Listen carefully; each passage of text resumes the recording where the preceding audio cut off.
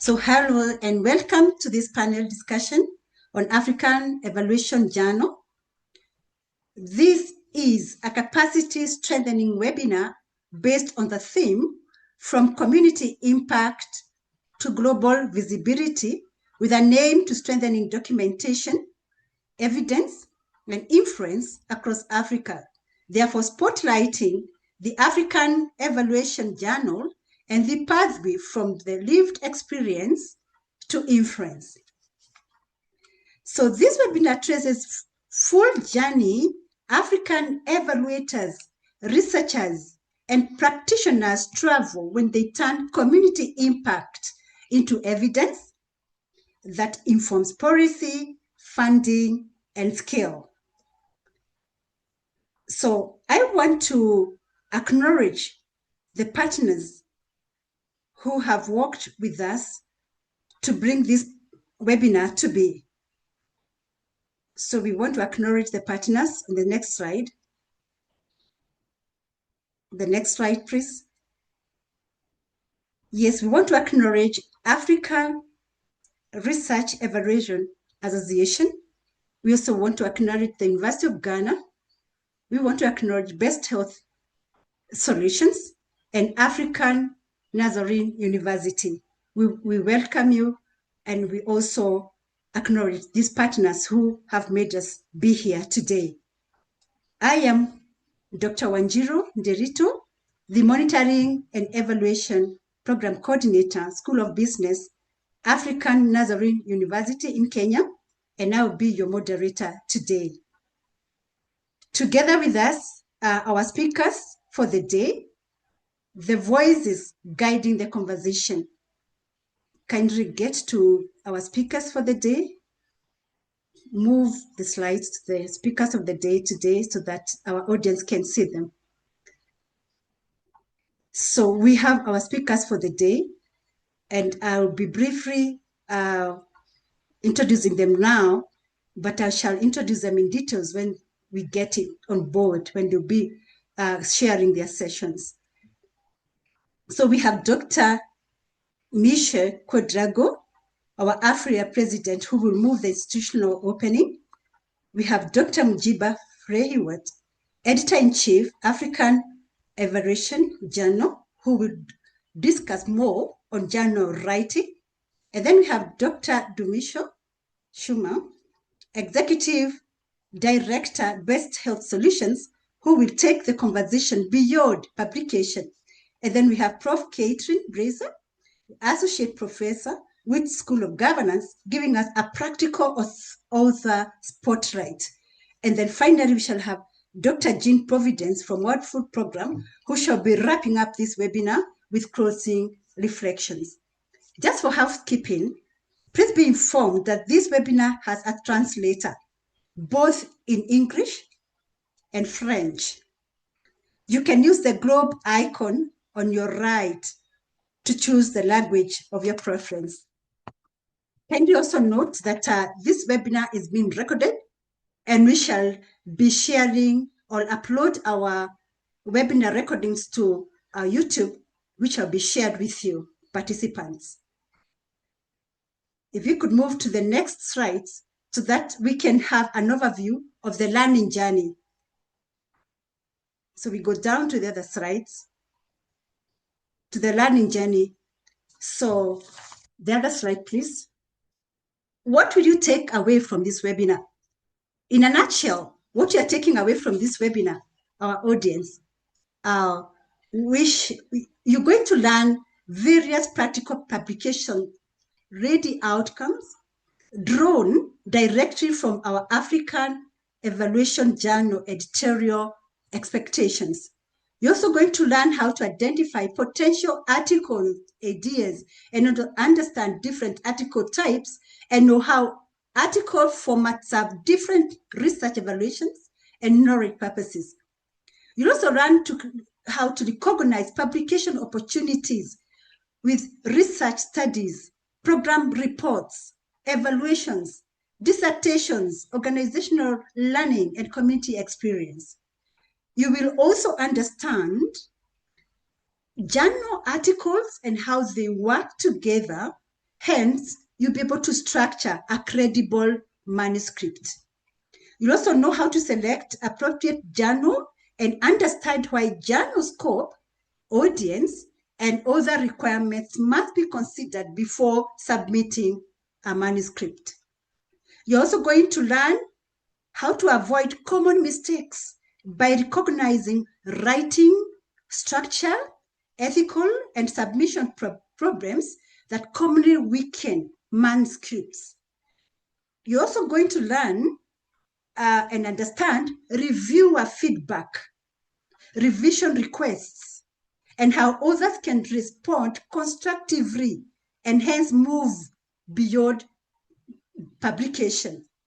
We'll also explore how authors and organizations can increase and build responsible visibility evidence without exaggerating findings or compromising ethical standards. And finally, and not the least, we will connect evidence with influence to understand how documentation and credible evidence can contribute to our organizational trust, policy engagement, and program development conversations. So who is here? This webinar is built for those doing the work across Africa, and so we acknowledge and warmly welcome you, our audience, from research and academia. We have lecturers here. We have postgraduate students with us across universities in Africa. You're welcome. We have emerging authors. We also have evaluators here. We have monitoring and evaluation practitioners with us. We have program managers and consultants. We welcome you. We also welcome our civil society leaders who have joined our webinar, our community-based organizations, reps, public officers, policymakers.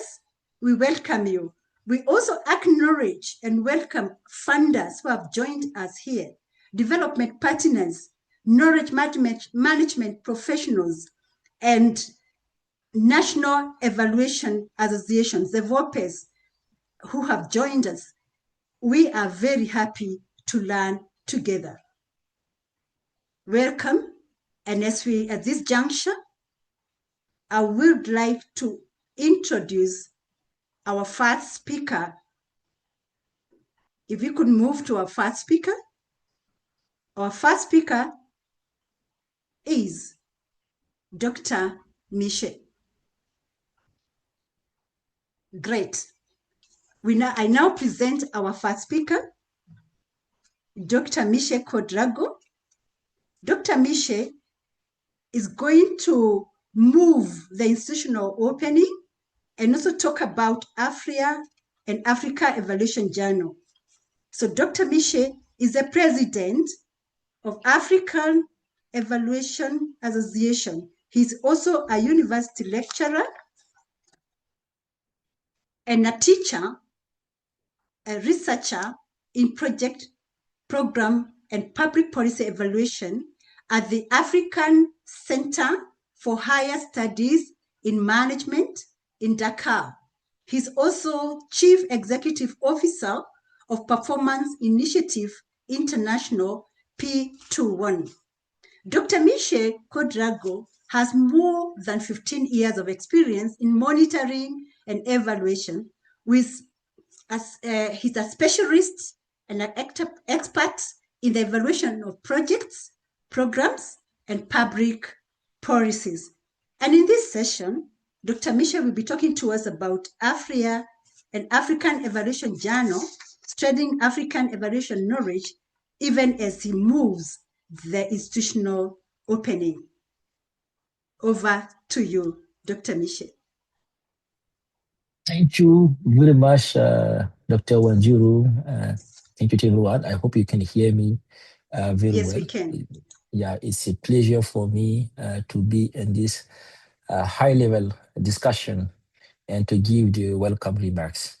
And as most of our panelists are Anglophone, please allow me to give my speech in French so I can create a great balance in our community and for more representativity.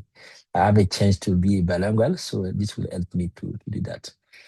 Donc, so for my Anglophone uh, uh, partners, please go in, use your translation to get what I will say. Donc, merci à tous. Hein. C'est vraiment un plaisir pour moi d'être avec vous. Donc, et de vous joindre à vous aujourd'hui pour vraiment ce webinaire-là de vraiment de haut niveau. Donc, c'est un plaisir vraiment pour l'AFRIA d'accueillir ces remarquables et distinguées communautés d'évaluateurs, d'universitaires, de praticiens du développement qui sont venus de partout en Afrique et d'ailleurs aujourd'hui pour discuter vraiment d'un sujet qui nous tient particulièrement à cœur. C'est comment vraiment nous, évaluateurs africains, faisons passer notre travail des communautés où ce travail-là se déroule dans un monde plus large pour informer, influencer, mais également aussi inspirer. Donc, avant vraiment d'entrer dans le cœur de la conversation aujourd'hui, permettez-moi de dire quelques mots sur qui nous sommes et sur les raisons pour lesquelles cette conversation compte autant pour notre association. Donc, l'Association africaine d'évaluation est une plateforme continentale de leadership en évaluation. Nous existons principalement pour renforcer la pratique de l'évaluation, permettre l'échange de connaissances et faire progresser l'utilisation des données probantes à travers toute l'Afrique. Et nous l'accomplissons à travers 3 engagements qui sont vraiment étroitement liés. Premièrement, l'AFREA Connect. Donc, l'AFREA réunit les associations nationales d'évaluation, les évaluateurs individuels, les universitaires, les praticiens et les partenaires de développement dans une seule communauté continentale, donc une communauté où aucun évaluateur, aussi éloigné, se sent-il près, en fait, du centre, n'a besoin vraiment de travailler dans l'isolement. Donc, on est vraiment une communauté qui regroupe tous ces acteurs-là. Deuxièmement, l'AFREA fait du renforcement des capacités. Donc, nous investissons dans la pratique professionnelle, dans les capacités d'évaluation et surtout dans les approches ancrées sur les réalités africaines et dans les systèmes de connaissances africains et dans nos propres manières de comprendre vraiment le changement et l'impact. Donc, c'est l'esprit qui anime vraiment l'agenda Made in Africa Evaluation et AFREA vraiment promeut à travers l'ensemble de ses activités. Et troisièmement, nous influençons. Donc, nous portons une vision qui est de veiller à ce que le développement qui s'est fait sur le continent africain soit fondé sur des données probantes et à ce que les décisions vraiment qui affectent le quotidien des milliers d'Africains soient éclairées par la connaissance, le dialogue, mais aussi également la collaboration, plutôt que par des suppositions ou des cadres conçus ailleurs qui ne reflètent pas réellement nos réalités. Donc, c'est dans ce contexte que vraiment la conversation que nous allons avoir aujourd'hui, qui s'intitule Du passage de l'impact communautaire à la visibilité mondiale, prend vraiment toute son importance. Beaucoup d'entre nous, dans cette salle virtuelle, accomplissons vraiment un travail évaluatif remarquable, un travail qui transforme la conception des programmes, qui façonne les politiques publiques au niveau national et international et qui donne une voix vraiment à nos communautés. Mais malheureusement, trop souvent, ce travail-là demeure un travail qui est local et reste vraiment dans des rapports qui prennent de la poussière sur des étagères ou des présentations qui sont partagées uniquement au sein des simples organisations. Et ces connaissances vraiment ne voyagent pas au-delà de la communauté où elles ont été générées. Donc, la question vraiment que nous devons nous poser individuellement en tant qu'association, mais également aussi en tant que communauté, c'est comment veiller à ce que les savoirs évaluatifs africains ne se contentent pas d'exister, mais qu'ils soient vus, cités, utilisés, mais également enrichis par d'autres évaluateurs, par les décideurs politiques, mais également aussi par la communauté mondiale de l'évaluation. C'est précisément là vraiment que le journal africain de l'évaluation trouve son sens. La revue existe pour être la maison scientifique vraiment du savoir évaluatif africain, une plateforme où nos données probantes, nos méthodologies et nos analyses trouvent une place rigoureuse, crédible et durable vraiment dans le discours mondial de l'évaluation. Donc, le journal africain d'évaluation permet aujourd'hui vraiment de passer d'un savoir évaluatif africaine d'une connaissance simplement partagée dans nos cercles à des discours visibles qui peuvent être cités partout dans le monde et également utilisés. Donc, elle transforme vraiment l'expérience du terrain d'un seul évaluateur à une ressource à laquelle toute la communauté évaluation, notamment de l'évaluation, peut y recourir. Donc, permettez-moi encore d'être un peu plus clair sur ce point, que je crois essentiel. Notre objectif n'est pas seulement de promouvoir la publication elle-même, mais nous voulons vraiment encourager à écrire les articles, non seulement pour écrire les articles, mais également aussi que ces articles soient des données probantes qui vont renforcer la pratique, améliorer les décisions, approfondir également l'apprentissage et le développement vraiment de la fonction évaluative, non seulement au niveau de l'Afrique, mais également de manière mondiale. Donc, lorsqu'un évaluateur à Accra, à Ouagadougou, à Nairobi ou à Marrakech publie ses travaux dans le journal africain de l'évaluation, il fait bien plus que faire progresser la carrière, même si cela compte.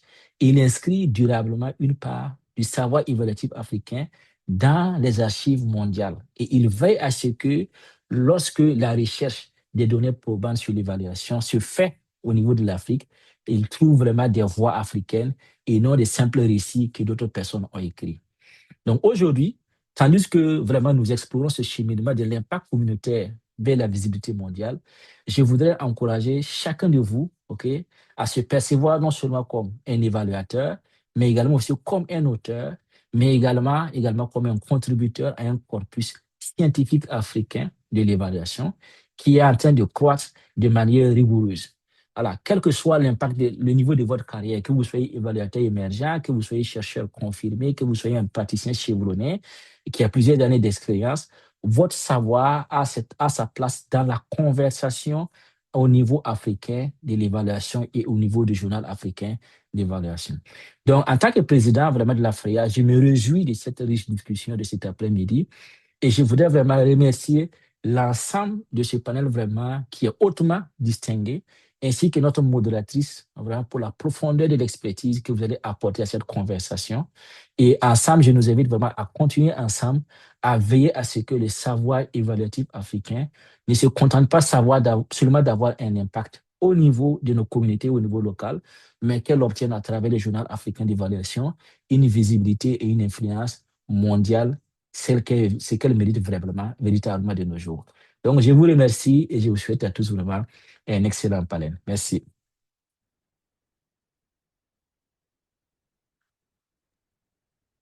Wow. Let's applaud our president, Africa president. That was great. Yes, we applaud Dr. Miche. Thank you for that clarion call from wherever we are all over Africa that we can project and also raise our voices through article writing, through African Journal, and also helping us understand the role of Africa and its continental role for especially embracing all evaluators where we feel at home. Thank you very much, Dr. Miche. That was credible. And so we now move to the next speaker of the day. We want to introduce the next speaker of the day. The next speaker is Dr. Mjiba Fulehiwot. Dr. Mjiba is the editor-in-chief, African Evaluation Journal. She's also a senior research fellow, Institute of African Studies, University of Ghana.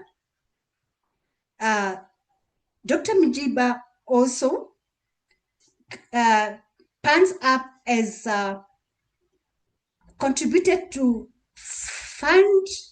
funded initiatives addressing Made in Africa evaluation, decolonizing Pan-African consciousness, and the role of African knowledge systems in research and development practice. So she has edited special journal issues and scholarly corrections focused on Pan-Africanism, African knowledge, creation, and evaluation. She's also a treasurer of the African Studies Association of Africa, a certified life coach, and an emerging filmmaker. And so with all the accolades with Dr. Mjiba brings on to going to talk to us concerning the African Evaluation Journal. Over to you, Dr. Mjiba.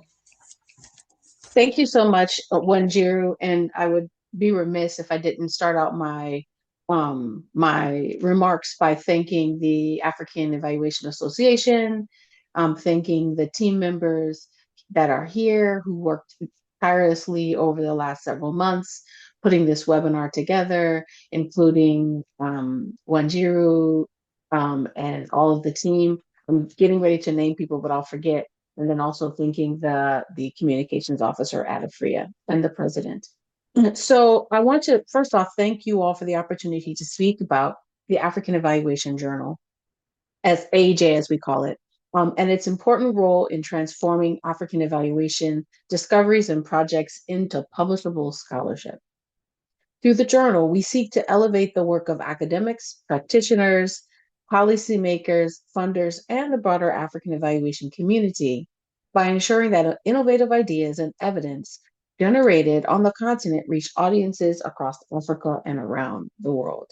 And I'll echo what President Miche said, that we want to take our work beyond the local community and begin to influence the global field of evaluation and development. The African Evaluation Journal was launched in 2013 with its inaugural issue, Monitoring and Evaluation in African Contexts: History, Status, and Prospects for African Monitoring and Evaluation, under the leadership of our founding editor-in-chief, Dr. Mark Abrahams. And I'm sure you can agree with me that we have come a long way since this initial inaugural issue. Since then, we've consistently published at least one issue annually, and in most years, we've published two issues. Alongside our regular issues, we have been proud to publish several influential special issues, including the 2022 special issue on Made in Africa Evaluation, which was co-published, we worked directly with Clear AA, and the most recent 2026 special issue on building the evidence base for climate solutions in Africa, and we work directly with SAMIA. Something that's important to note about the recent Made in Africa evaluation issues that came out in 2022 is that at the 25th anniversary of AFRIA in Addis Ababa, AFRIA did launch a Made in Africa handbook, Made in Africa evaluation handbook, largely based on the work of the journal and authors that published in these two influential special issues. Today, the African Evaluation Journal has achieved more than 1.8 million article downloads, which is a remarkable milestone for a journal of our size. This demonstrates the extensive reach of the research published in AEJ and highlights the potential for our work to influence evaluation practice, policy, and scholarship across Africa and the world. It's important to note that through the journal's work, we have been able to produce ideas that have historically operated outside the scope of evaluation ecosystem, such as Made in Africa evaluation and centering African philosophies in evaluation scholarship.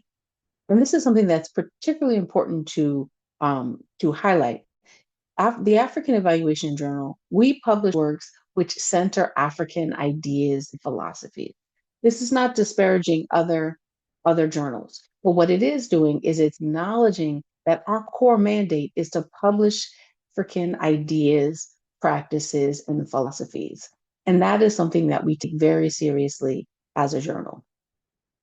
One important thing to emphasize is that AEJ focuses on evaluation as a subject of inquiry rather than simply as a methodological tool. And that is important because oftentimes we receive potential publications and evaluation is an afterthought. We are very interested in documenting, publishing, and bringing to light new African evaluation methods, or we want to look at evaluation methods which are not working on the continent. And we would love to have new methodological and conceptual tools to use African experiences and knowledge to conduct evaluations, which we could then use to engage the so-called international evaluation ecosystem.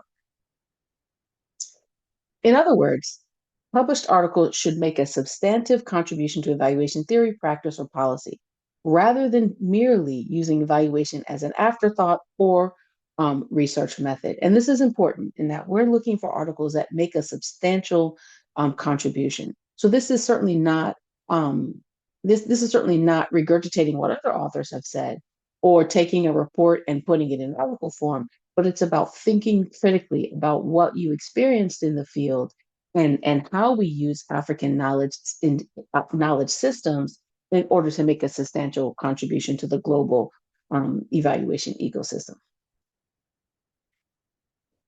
And this point is important because we are going to continue documenting and publishing African evaluation practices. If we must view evaluation as a subject of scholarship. And African evaluation. Equally important is the inclusion of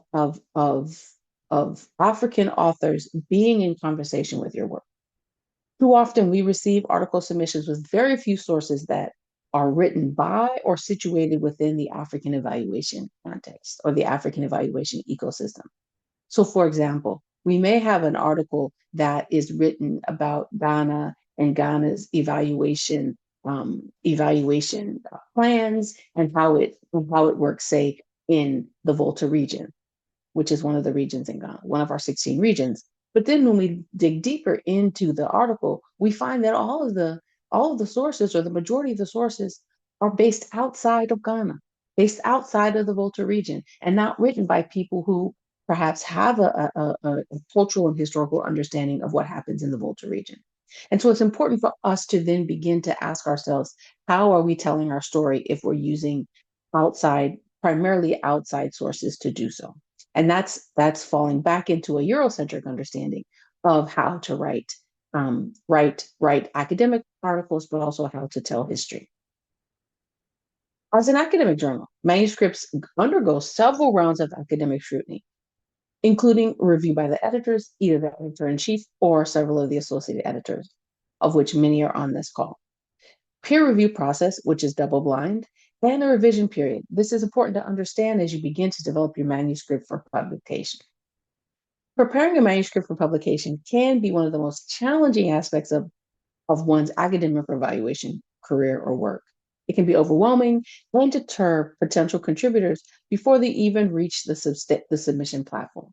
However, this process is not as difficult as it appears. It takes a lot of patience, perseverance, and openness to suggestions to strengthen your paper. Publishing papers, whether it's with the African Evaluation Journal or any other journal, is really just a race of patience, time, and perseverance. So I want to also then walk you through a few critical points about how to actually publish a paper in AEJ. The first and most important step is to familiarize yourself with the journal's author guidelines. This is on the AEJ website. These outline essential requirements, including manuscript length, citation style, formatting, and ethical clearance where applicable. I have to note that over the last 6 months, we've had issues with ethical clearance, particularly with the journal. For those of you who may be working with an organization, with a university, or you're working as a consultant or through a contract, everyone should have access to ethical clearance. If you're concerned or confused about what an ethical clearance letter should look like, you can always reach out to us or the journal and ask specific questions about what needs to be in my ethical clearance letter. One of the things that has stopped some people from publishing in the African Evaluation Journal is not having ethical clearance. And as a full transparency moment, there's one of my colleagues who submitted an article, submitted an ethical clearance letter, and it was rejected through AEJ. And I had to step in and say, this is ethical clearance, and this should be accepted. So if you find that what you submit is rejected through a desk review, please reach out to us so we can then advocate on your behalf. Once you understand these requirements, you can begin transforming your conference presentation or report into a journal article. That's part of the process. We strongly encourage you to search the journal's archives for articles related to your topic. Reading and citing relevant work previously published in AEJ will help position your article within existing scholarship while also strengthening your manuscript. For example, if you're writing an article on Made in Africa evaluation, you probably would go to the article, to the journal, and see who has written on Made in Africa evaluation and what your article is saying that others haven't said. And then also be in conversation. The next step, although not mandatory, is highly recommended. Ask a trusted colleague to review your paper and provide constructive feedback before submission. A fresh perspective can greatly improve the quality and clarity of your manuscript. And this also reduces the probability that your manuscript will be rejected at a desk review. This part is important, as you may find your article makes sense to you, but not to an outside reader. The article will be most successful if you strengthen it before submitting it to the journal. This is good advice for all journals. Finally, submit your article through the journal's online platform and await the process. While these steps may sound straightforward, producing a strong manuscript and completing peer review often takes between 3 and 6 months or longer, depending on your writing schedule and review process. It is therefore important to approach publication with realistic expectations and patience. And the last thing I'll say before I turn it back over to the to the moderator, is that we at the African Evaluation Journal, we are 100% dedicated to working with early career academics and young and emerging evaluators or seasoned evaluators or academics who maybe want to put an article in the African Evaluation Journal, but don't know the first steps, or maybe they've submitted something and they need additional work. Oftentimes what we do is we will look at your article, give you feedback from editor-in-chief or associate editors, and ask you to resubmit. And that's called a review and R&R, review and resubmit. And that then will help strengthen your article so that when it goes to the peer review stage, then we can also get additional feedback. Thank you for your patience. Okay, and this is also something that I think is really interesting, that we see that these are sort of 5 key things that we need to consider when publishing. We have to read everything when we get our comments back. We have to pause, we have to map, we have to revise, and we have to respond. And the last thing that I'll say is that oftentimes I've noticed that some of our authors, they're not reading material about their topic. You must read everything about your topic before even beginning to write, because what that does is that situates your work, it identifies the gap, and it makes it a novel contribution. As President Miche said, we want to take our work in African evaluation globally. And to do that, we have to understand where the gaps are in literature. Thank you once again for your time. We look forward to being in conversation with you today and through the journal. Over to you, Wanjiru. And thank you again for everyone for their work for this amazing webinar. Wow. Let's appreciate our editor-in-chief for African Evaluation Journal. Thank you so much, Dr. Mujiba. At least we now have a clue, because you have given us the journey from the birth date of African Evaluation Journal in 2013 and how we've walked along, and you have also demystified the journal writing and how we are supposed to publish within the African Evaluation Journal, which is our end, where we proclaim and also talk about the research, the evaluations, as you have said, should be a subject which echoes our voices as African evaluators, with the knowledge that we are getting from the communities, from our programs, where we are supposed to voice them out so that we can also contribute to the international evaluation ecosystems within the world. A time for us as Africans to also share knowledge and also share that what we know in our ways, our etymologies, our ways of knowing. And so I think we have a voice there. So thank you so much, Dr. Mujiba. I'm sure our participants, you can share with us more of what you want to learn from us through the chat box that we have there. We'll be happy to just pick up what you're coming up with, any question that you'll be having, although we'll have a question and answer session, but in the time being, so that you don't forget the points, you can put them on the chat. We'll be happy to capture that. I'm sure you have a lot of information, or maybe you want to inquire so much about African Evaluation Journal, and we're here to help you understand it. So thank you so much, Dr. Mujiba. And so we now get to our third speaker. We now get to our third speaker. Yes, we are on our third speaker. Thank you, our participants. We see you're still joining. We keep welcoming you. We are happy you're on board and we are learning together. So we are going to listen to our third speaker. Our third speaker is Dr. Dumisho Schumer. He is the Executive Director, Best Health Solutions, and a Research Associate, University of Limpopo. He is also a public health researcher, evaluator, and organizational sustainability strategist.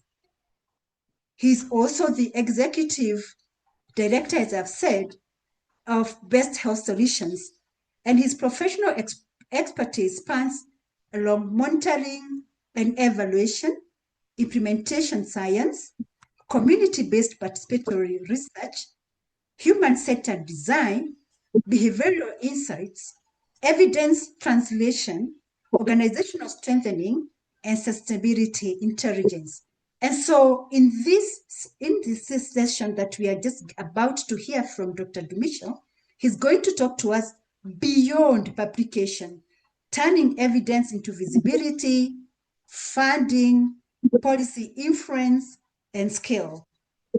So over to you, Dr. Dumisho. No, thank you. Thank you, Dr. Wanjiro. I would also like to thank the previous speakers for having touched on various aspects, particularly related to the journal and the offering. I must say this is a grand opportunity for us to be meeting today. In my next slide, I'm going to be talking largely around beyond publications and some of the critical aspects that are associated with that. So you find that a published article can be searchable, cited, and even examined. And that matters a lot. But influence requires the article to become part of a wider evidence ecosystems, perhaps part of the policy briefs, the donor briefs, the conference talking, and also the training material, or in some cases, the summaries that go to the communities. So the article is actually the anchor, so that these products are the bridges to different audiences. Think about how many strong reports were posted once and then left to retire in peace. Now, all of those could have been converted into publishable material so that we can begin to showcase the work that we are doing in the communities.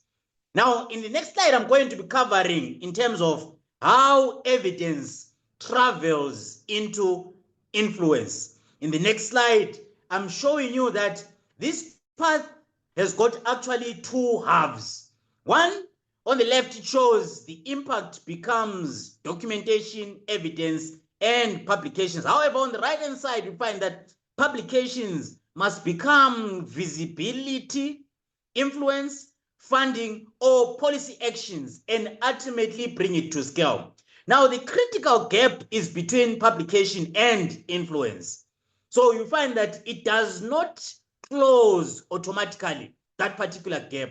A journal article does not walk itself into a donor meeting or a policy brief or a program redesign, although what we are having would be an article, at that moment when we are so happy and excited that we have finally produced something, there is a need for us to assist it to transition from it being a document to it being a product that is usable. So we need to ask ourselves, where does your organization usually stop? The stage where you stop is often the stage that limits your influence as an institution. You need not to stop at the point of publication. You need to transition your work to the next level. Now, I'm going to be touching on the next slide where I will talk about how we turn one publication into 10 influence products. You'll find that you'll be having one publication, and one publication can become different products because the audience need different doorways or different means through which they listen to your work or they receive your work. So a policymaker may need 2 pages and a clear recommendation. A funder may need a donor brief linked to the findings. And then you find that a practitioner may actually prefer a webinar like this, while communities will need a poster in plain language or someone who's going to articulate it in a form of a reel or in the form of a plain summary document that summarizes everything that you have spoken about. But the important rule is that do not copy and paste. You need to translate your final publication into the version that is palatable for the different people. Because imagine a policymaker receiving a 28-page article on Friday, and they are expected to go and present on Monday. Now, they are likely to have challenges there, but if you pull out key elements and you give it to them, it will make it easier for them to actually do the needful and action on that. So now there is an aspect that I want to touch in the next slide, where I'm talking about evidence building credibility, where people can find, understand, and trust it. You will find that evidence is what you know and can support. However, visibility is who can find and understand it. Whilst credibility is why they actually trust it. On the other hand, we've got opportunity, which is what that trust may enable, be it a meeting, a partnership, a funding conversation, or even a policy dialogue. So you find that visibility does not create credible evidence. It allows credible evidence to be examined. I put it this way: visibility without evidence is noise, but evidence without visibility is hidden potential. I'll repeat this part. Visibility without evidence, it's just noise. Evidence without visibility is hidden potential. That means that the goal is not visibility everywhere. It is visibility with the right audience.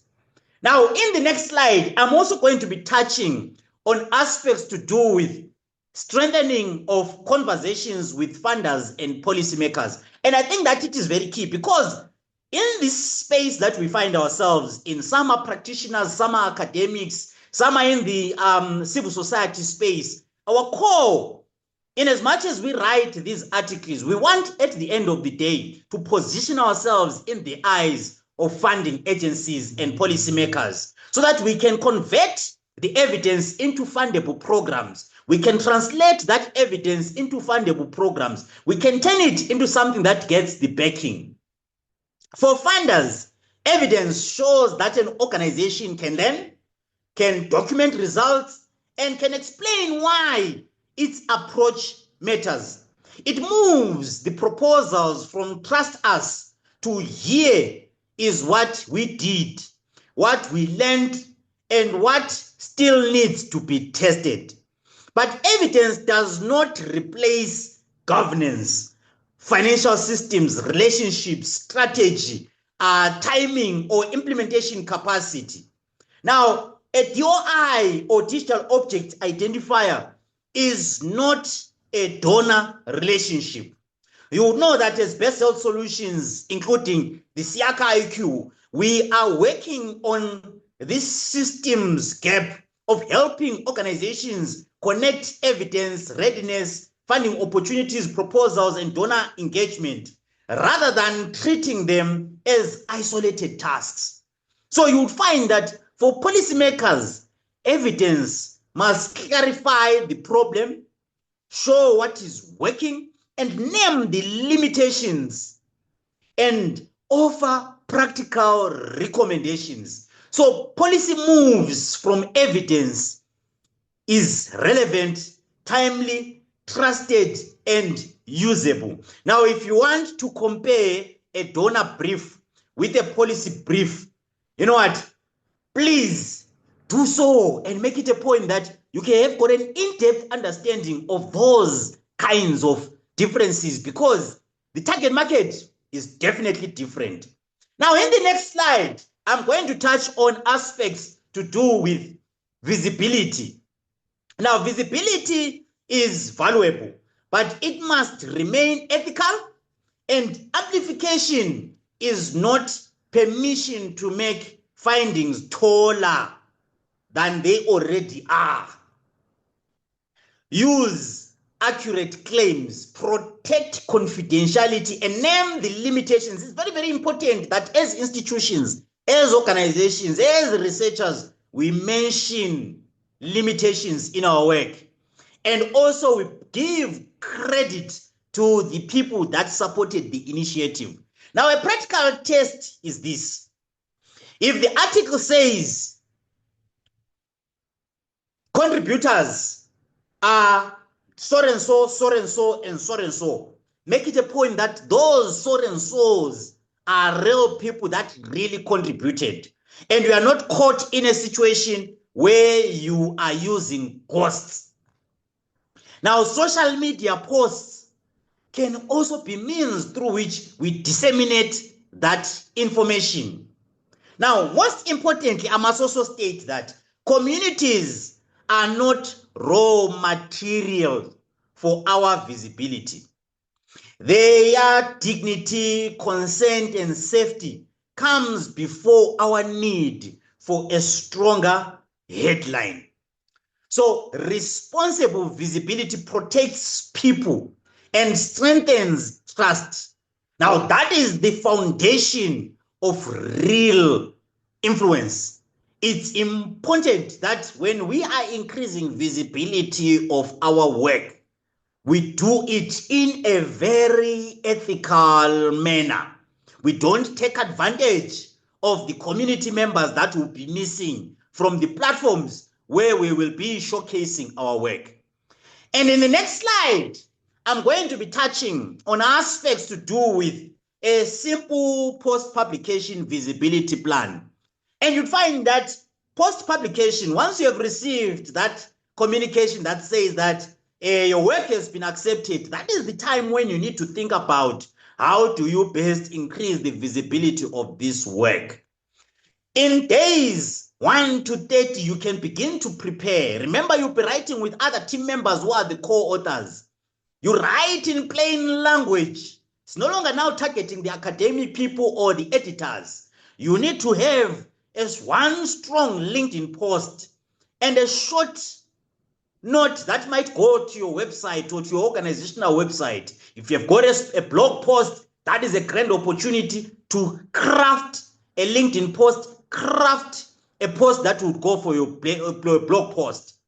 In about 30 to 60 days, you translate, you create 1 or 2 products.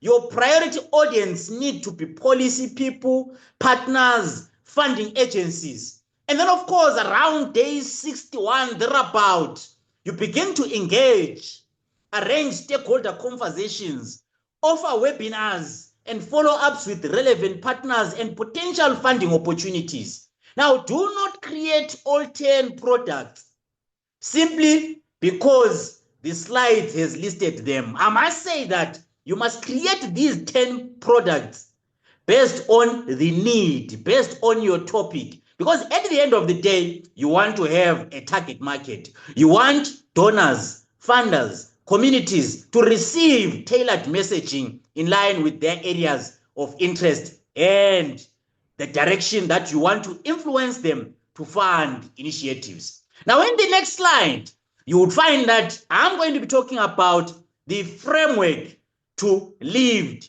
experiences in the next slide. That is what I'm going to be touching on. Now, in this particular part, you would find frameworks neat, but lived experiences are less polite. They are not as organized. The lived experiences that we go through have ups and downs. On this slide, the journey looks organized. Idea, manuscript, peer review, publication, and influence. In reality, it includes multiple drafts, difficult choices, at least one reviewer who makes your life slightly difficult. The author spotlight will now take us behind the scenes. You would hear some of the experiences that authors would go through behind the scenes. And I must say that in all of this, let's hang in there, keep writing, keep drafting those articles and submit them to the African Evaluation Journal so that at the end of the day, we can begin to showcase our work. We showcase our peer-reviewed work. Thank you. Let us move from frameworks to lived experiences behind the publication. Thank you.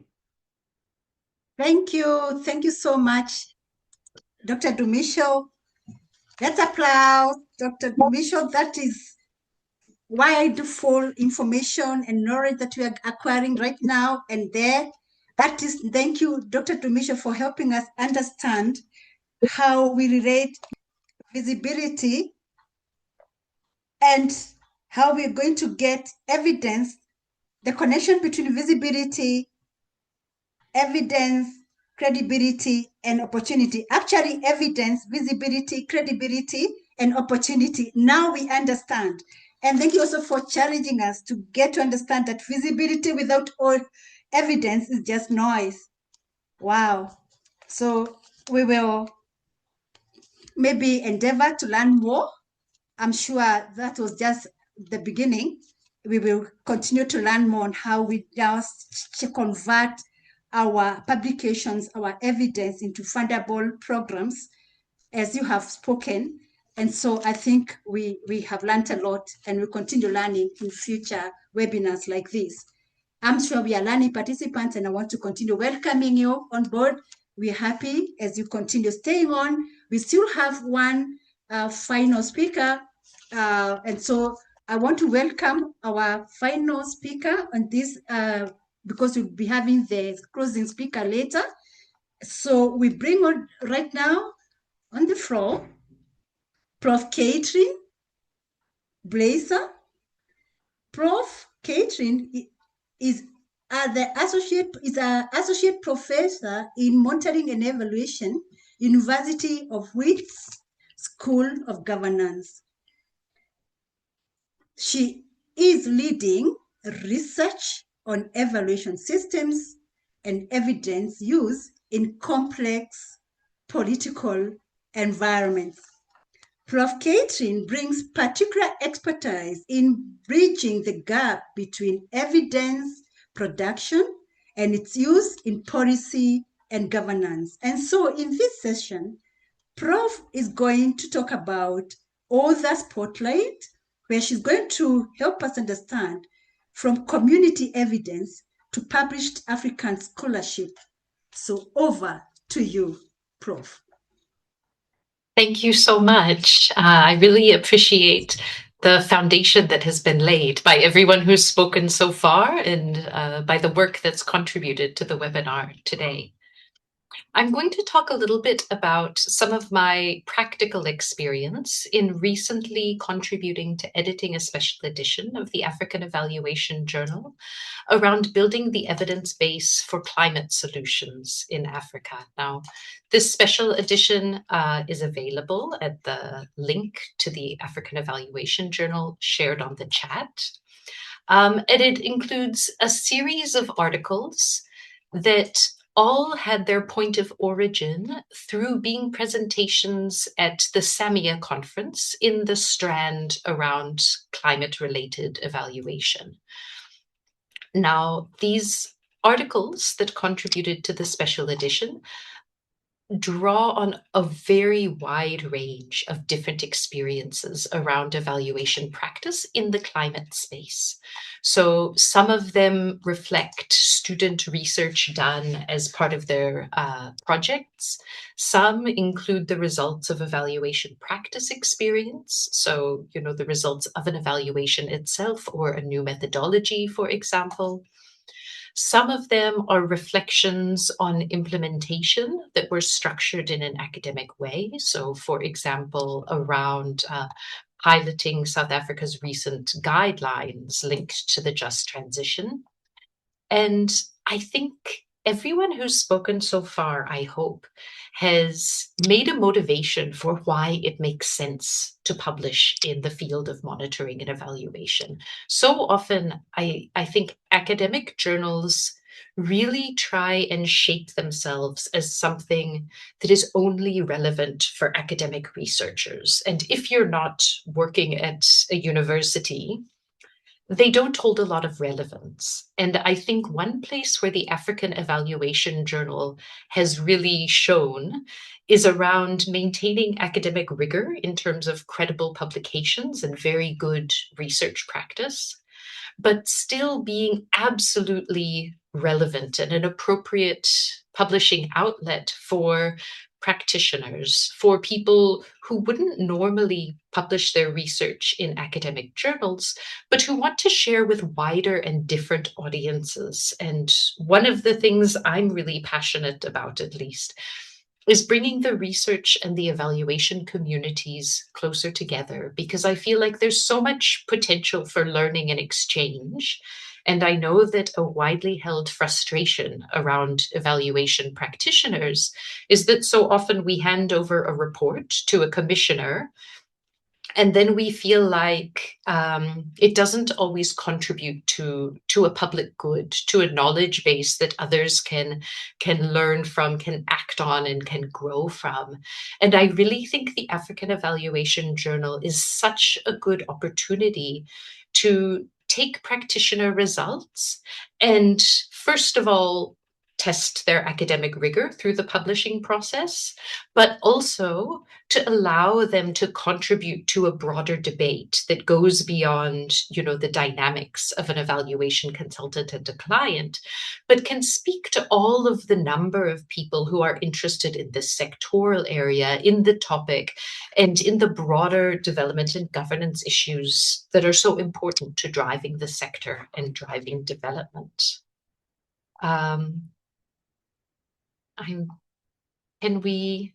Thank you.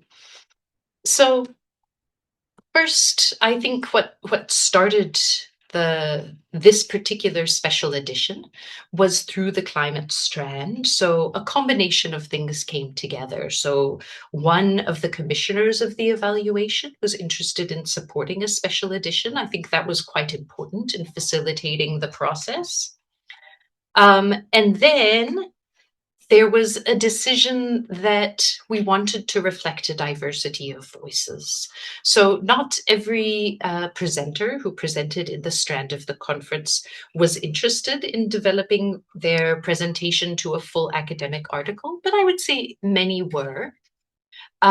So there was some self-selection, because I think, as the editor-in-chief has made clear, and other colleagues, the academic publication process is not a short and easy journey. It is a process. And for many people who published in this particular edition, but I think in the African Evaluation Journal generally, it's not uncommon to have this publication be the first academic article someone has authored. And in this special edition, there were a wide range of backgrounds in terms of academic publishing. For many, it was their first academic journal article.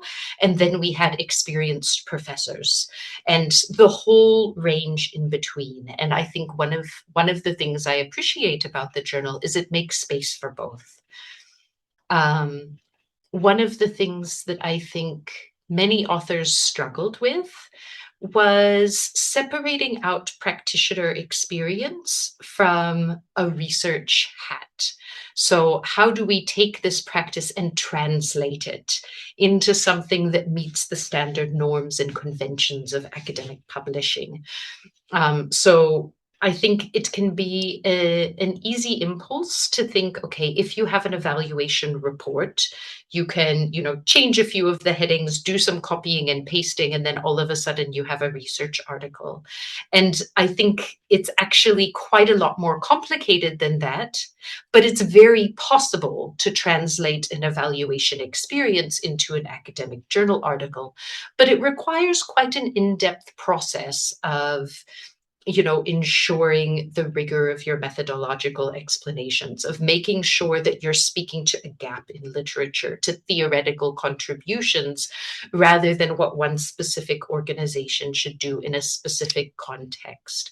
So there was definitely a process of taking people along this journey of figuring out where evaluation practice and academic publishing run together and where they diverge, and what space the journal makes for both, and whether, as my colleague pointed out, there might be other kinds of knowledge products or forms or formats to make various points and to make certain interventions. So I think one of the things that I'd like to put on everybody's agenda is that the next SAMIA conference is coming up in March 2027.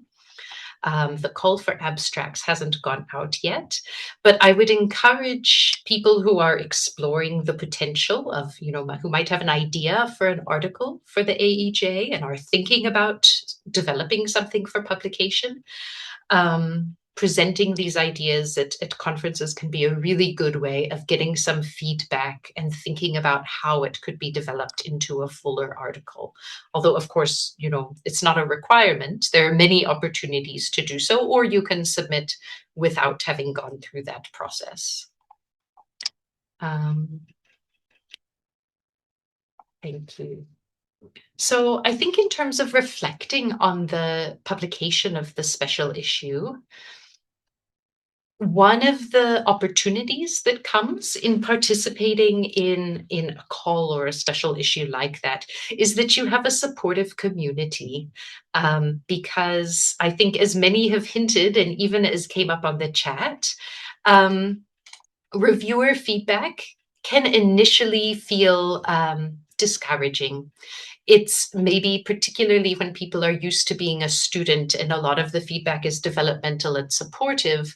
All of a sudden, when you submit a manuscript and you receive feedback as a colleague, it can be extremely direct. It can feel quite harsh. It can be very critical. And it's something that takes a lot of practice in receiving and responding to, because, well, I think the editors do a very good job of making sure the feedback is fair and accurate and balanced. So, you won't get personal attacks or something that's, really out of place and mean. There will be a lot of critical input, and sometimes it takes a lot of work to figure out what you agree with, what you disagree with, how you're going to make space to take a number of things on board while still remaining true to your vision for the article and contribution you want to make. I think that's a bit of a balancing act that many authors have to go on a bit of a journey to find their way through, particularly, in an interdisciplinary field like evaluation, where people have a number of different backgrounds, experiences, preferences, in terms of how research is done, what the ideals are, where there's space for different contexts and experiences. And I think that really comes through strongly in the feedback and revision process. Another thing that often frustrates people, particularly coming from the evaluation sector, where people are used to, very tight timelines, and evaluation can be, can run from start to finish in a few months, whereas the publication process often requires time to find reviewers, time for the revision process. In a special edition, everybody must be moved through that process together.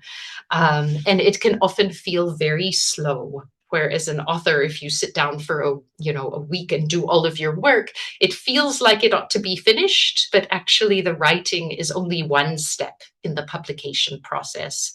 And there are many, and sometimes you don't always get the full picture of what's going on behind the scenes, that you just receive a lot of silence, but know that there is a process in the background of getting reviewer support, sharing ideas of how you want the full issue to look, all making sure there's balance in what is reflected. And I think, writing for an academic audience, just like a policy audience or a donor audience, it's like a different genre of writing. A newspaper article will take a different tone from a novel. And even someone who has a lot of experience in writing evaluation reports will find writing an academic article it requires different skills. It's a different voice, and there are different norms and standards that apply. And so it's always a learning process to figure out, how you negotiate the way that you fit into these conversations. But I really think the African Evaluation Journal is occupying a really important space that values both African worldviews, African experiences, contextual reflections, and also the experiences that evaluation practitioners have across a range of disciplines and environments. So if you're considering, whether your practice experience might be a good fit for a journal, if academic publishing seems a bit intimidating or difficult to navigate, I really think this journal is such an excellent place to start, precisely because I think the editorial team is actively looking for how we can translate these valuable experiences to a global audience, and how can we make these experiences relevant to evaluation practitioners, to scholars, and to those in Africa and outside of Africa to learn from what we know are valuable practice experiences. Thank you. So I think, thank you. Thank you. Thank you so much, Catherine, Prof. Yes, we have learned from you. Let's applaud. A very big clap for Prof. Because finally, as practitioners, she has made us understand that we can always publish with African Evaluation Journal because it's so relevant in publishing as a publishing outlet for all of us, with a lot of knowledge from the community, from what we are doing as Africans, so that we can also convey the knowledge that we garner and share it out with the world, development, for welfare, also to share knowledge. So thank you so much, Prof. That was great. At least the practitioners today can also debate on this wall, on this area of publication, and African Evaluation Journal gives us the space. Thank you also for the call for conferences that's coming up with SEMEA. I'm sure the audience and our participants have heard.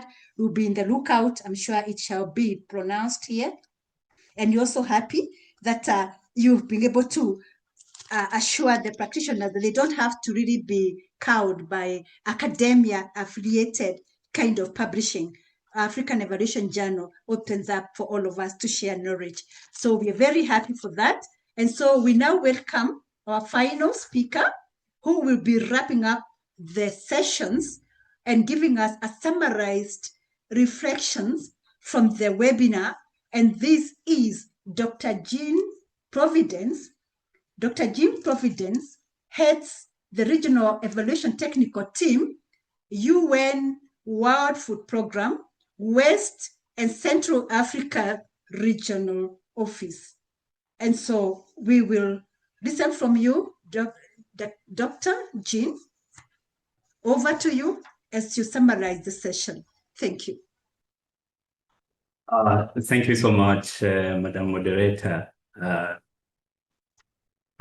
As the introductory remarks by the President of AFRE was in French, I would also like to share my closing remarks in French. Bonjour, bon après-midi, chers collègues, chers amis du secteur d'évaluation. C'est un plaisir d'avoir participé au webinaire d'aujourd'hui de l'impact communautaire à la visibilité mondiale.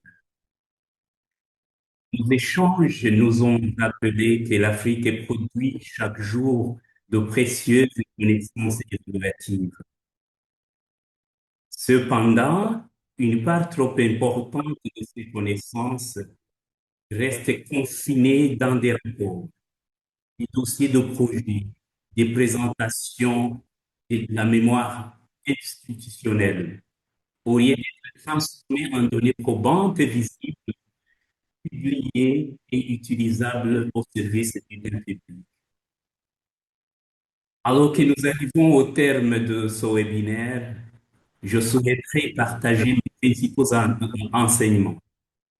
Ils sont peut-être également ceux que nous avons, vous avez pu vous tous retenir.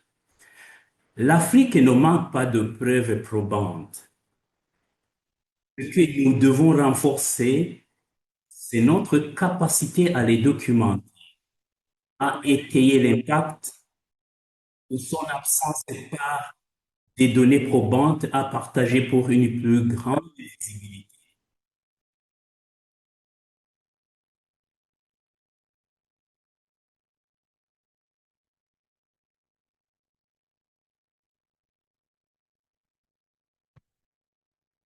Can you hear me now?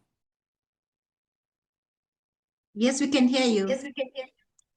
Premièrement, nous devons investir dans de meilleurs systèmes de documentation des données probantes. Le travail réalisé au niveau communautaire doit être documenté de manière systématique et éthique, tout en préservant le contexte, la voix des acteurs et des apprentissages. La production des rapports d'évaluation ne constitue pas une fin en soi et représente une étape d'un parcours plus large allant de l'impact communautaire à la documentation, puis aux données probantes, à la visibilité, à l'influence, au dialogue sur les politiques publiques et au passage à l'échelle. Deuxièmement, nous devons renforcer la qualité et l'utilisation des données probantes. Nous avons également appris que la rédaction d'articles scientifiques est une compétence qui peut être développée. Les manuscrits solides nécessitent une contribution clairement définie, le choix du type d'article approprié, une gestion éthique des données présentes, une rigueur méthodologique, une bonne structuration, ainsi qu'une ouverture à l'évaluation par les pairs. Lorsque nous transformons des données probantes en d'orientation, notes à l'intention des bailleurs, en présentation et support de formation, nous devons rester fidèles aux résultats, protéger la confidentialité, reconnaître les limites et éviter toute exagération des conclusions. En troisième lieu et en dernier lieu, nous devons adopter une démarche intentionnelle en matière d'influence. Les données probantes ne parlent pas d'elles-mêmes. Elles doivent être traduites en messages accessibles, communiqués de manière stratégique au public approprié, notamment les responsables politiques, les bailleurs de fonds, les praticiens, les communautés et les plateformes mondiales. Au terme de ce webinaire, nous avons une invitation, nous tous. Il faut entreprendre une action concrète, choisir un élément probant ici dans notre travail, préciser sa contribution, consulter les directives d'une revue comme la African Evaluation Journal, déterminer comment le rendre visible auprès du public dans le public. L'opportunité qui s'offre à nous est très importante et il faut la saisir. En renforçant notre manière de documenter et de communiquer des données probantes, ici des évaluations en Afrique, nous pouvons passer d'une visibilité fragmentée à une influence collective. Nous pouvons faire en sorte que les impacts observés au niveau communautaire éclairent les politiques publiques, orientent les pratiques, attirent les investissements et contribuent à la production de connaissances à l'échelle mondiale. Au nom des organisateurs, je remercie sincèrement les intervenants, la modératrice, les partenaires ainsi que l'ensemble des participants. Nous remercions par la présente l'équipe de la AFREA, African Evaluation Journal, Best Health Solutions et l'Université du Ghana et African Nazarene University pour avoir rendu ce webinaire possible.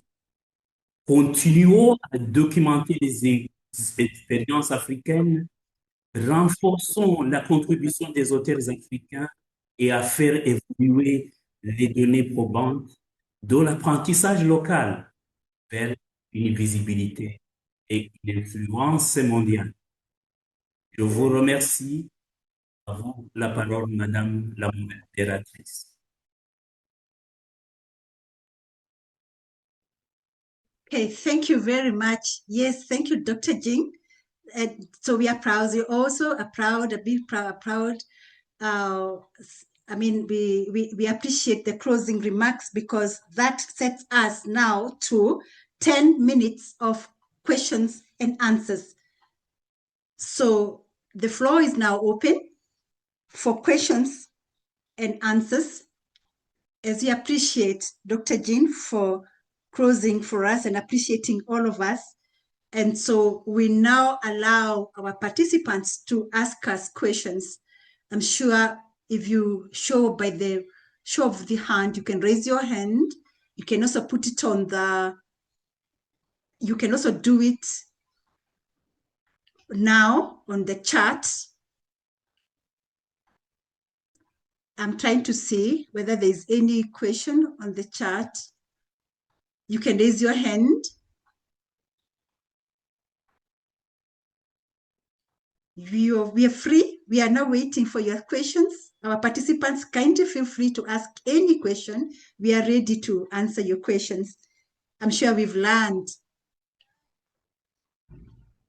So we have 10 minutes waiting to hear from you. Team, I don't know whether we can see any question. I don't see any question in the chat. Yeah, please, we have a... I think we have Nadia. one hand up. She's raised her hand. I've Nadia. unmuted Okay, her. I can't see it. Okay, Yeah. I need to see the hand. Kindly go ahead if you give her the mic. Nadia, please, I've given you the mic. Vous m'entendez maintenant? Est-ce que vous m'entendez? Oui. D'accord, donc bonjour. Je remercie les différents intervenants et les organisateurs pour la pertinence de ce sujet. Ma question est la suivante. Est-ce qu'il y aurait une possibilité d'assistance ou d'appui de l'AFREA pour le volet disponibilité des données, parce que souvent c'est cet aspect qui manque pour la rédaction ou pour faire certaines analyses, et aussi pour la partie visibilité, parce que on pourrait bien avoir... j'ai bien compris que la partie visibilité est importante, mais souvent les canaux pour que les articles soient visibles ou pour que le travail soit visible ne soient pas suffisamment connus.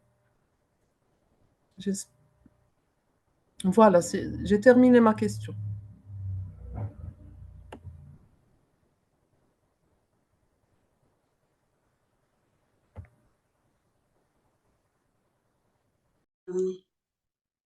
Okay, I think we got your question, and I want to allow our panelists to answer the question. Maybe you asked for any support from Freya, maybe will elaborate the question better so that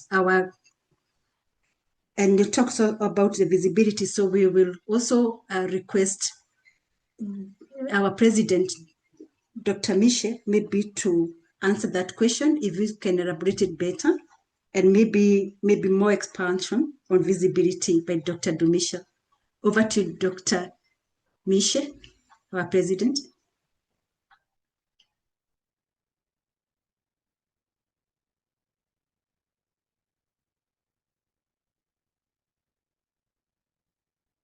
Do we have Dr. Mishe around?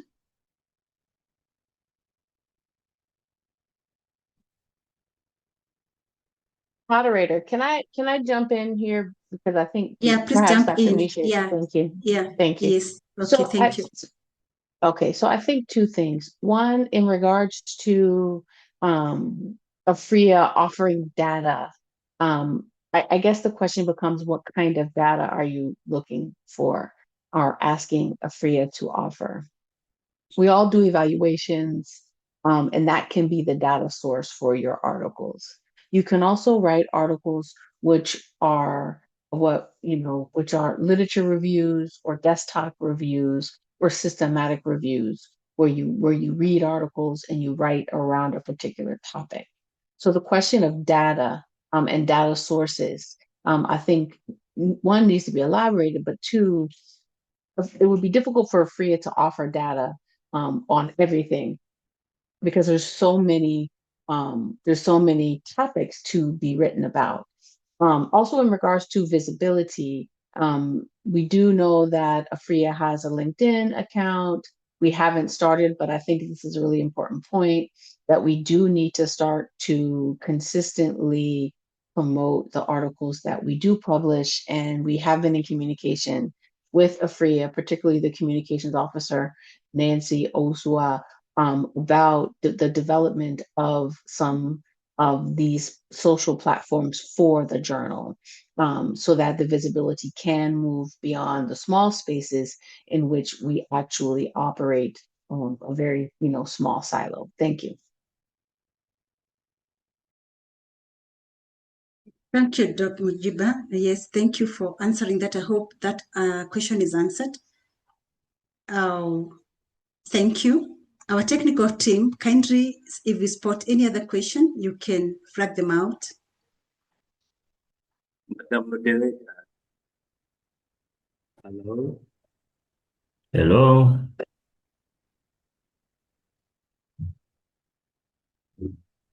Yes. Dr. Wanjiru, if I may paraphrase one of the question here about the request for support for visibility. I think the chief editor might speak to that.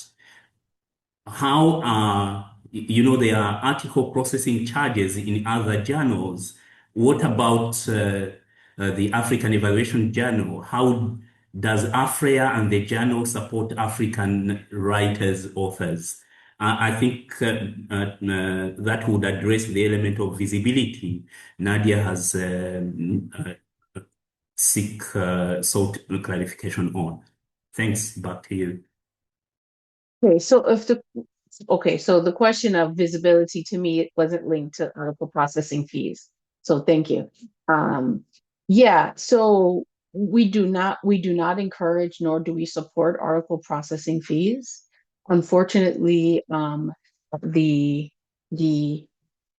publisher that we use does charge article processing fees. So what AFRIA does is AFRIA offers funding for article processing fees for authors.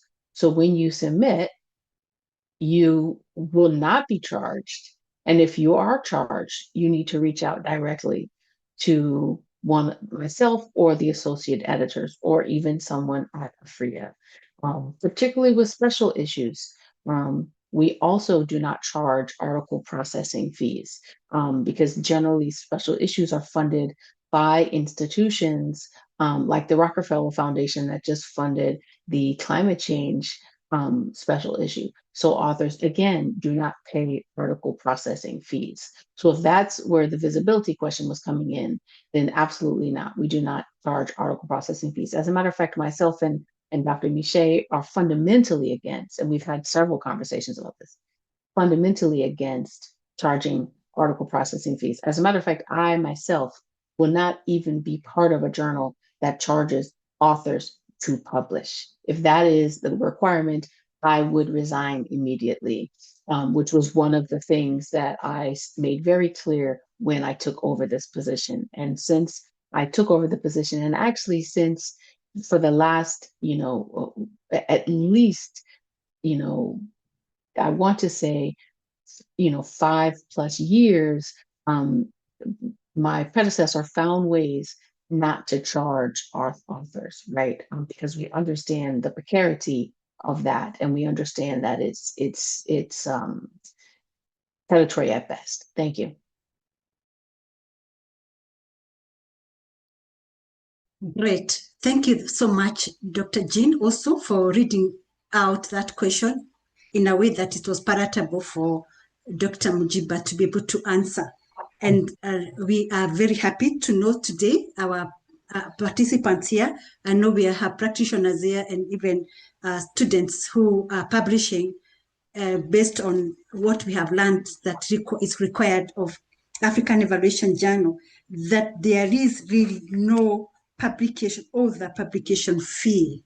And so you have a chance to publish with us on this journal, following the journal requirements as you have been taught today or learned, or even getting to the journal itself. You go to the website, you're going to see the requirements, the processes, and so you're free to publish with us for free, as we've been told. Thank you very much. Any other question? I still, on my side, cannot see a hand, but the technical team, I'm sure you can see. Kindly flag it out. Yeah, please. Yeah, there's Leon one has- hand. There's one hand. Yes. Go ahead. Sorry, Leon, sorry. no worries. Leon, please, I've unmuted you, so please you can make your submission. Hello,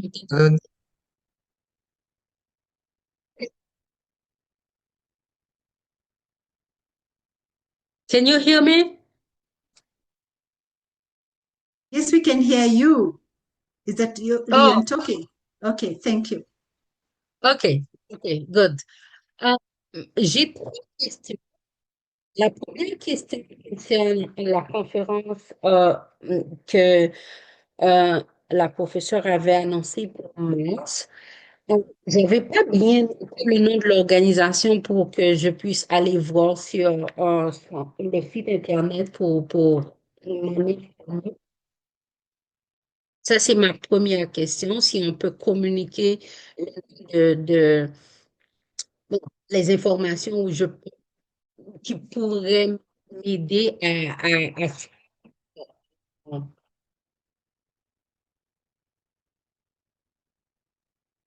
suivre Sorry, nécessaire but pour. I think we have the question. He's asking about the conference that Prof. Catherine talked about. So over to you, Prof. Maybe you could explain more. Thank you. Finished. That was my first question. I have two other questions. Can I ask them all before you answer? Okay, go ahead.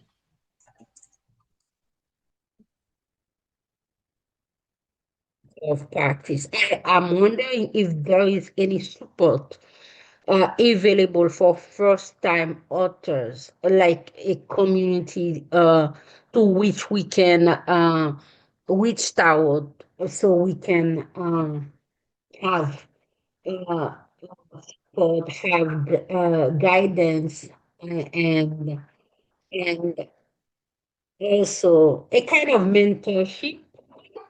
If that is available, very, I would be very pleased to know about it. And my last question is about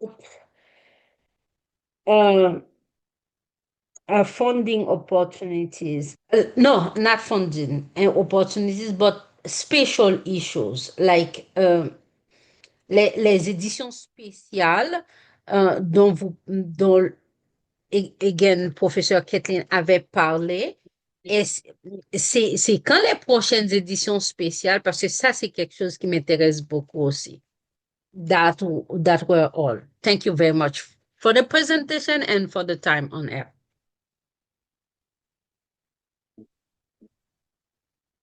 Thank you. Thank you so much for the two questions. I think the two questions can be answered by Prof will answer the one for the conference, and maybe Dr. Mujiba, you can answer the others. And if you can choose any other speaker to jump in. And our audience, we are kindly borrowing another 5 minutes because you're already past time. And so kindly just bear with us so that we can finish and at least answer your questions before we wrap up. Thank you. Over to you, Prof.